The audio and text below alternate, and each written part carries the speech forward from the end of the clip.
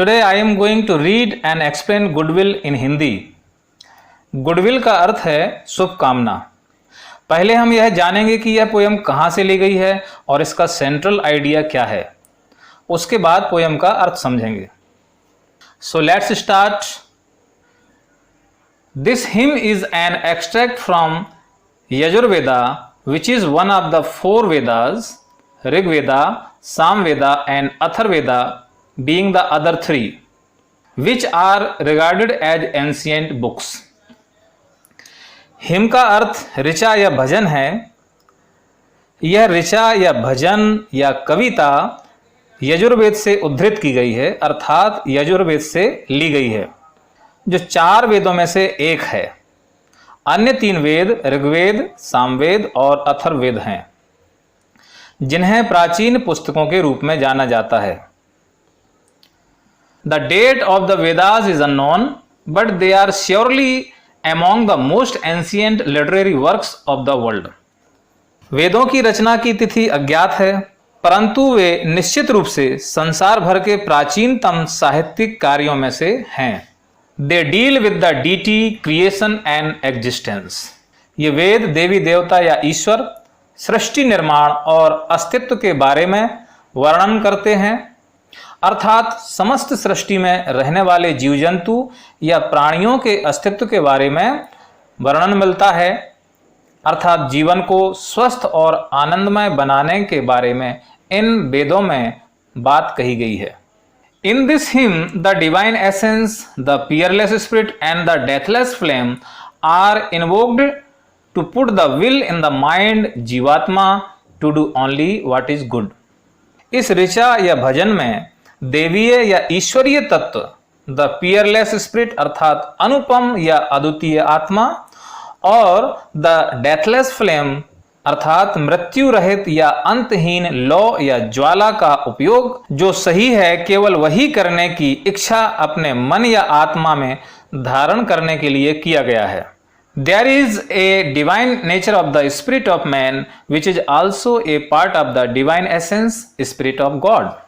इसमें आगे कहा गया है कि मनुष्य की आत्मा का देवीय स्वभाव है, अर्थात मनुष्य की आत्मा मनुष्य को हमेशा अच्छा करने की प्रेरणा देती है, और यह आत्मा उस देवीय तत्व अर्थात परमात्मा का ही अंश है। The wise men that are perfect in observing rituals are controlled by that divine nature. बुद्धिमान लोग जो रीति रिवाजों का पालन करने में निपुण हैं, वे उस देवीय स्वभाव के द्वारा नियंत्रित होते हैं।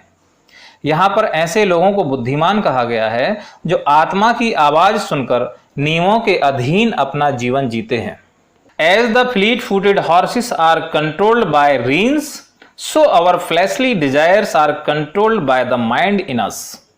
जिस प्रकार द्रुतगामी अर्थात तेज गति से दौड़ने वाले घोड़े लगाम से नियंत्रित होते हैं, ठीक उसी प्रकार हमारी दैहिक या सांसारिक इच्छाएं हमारे अंदर जो मन या आत्मा है उसके द्वारा नियंत्रित होती हैं। Now I am going to read and explain the poem.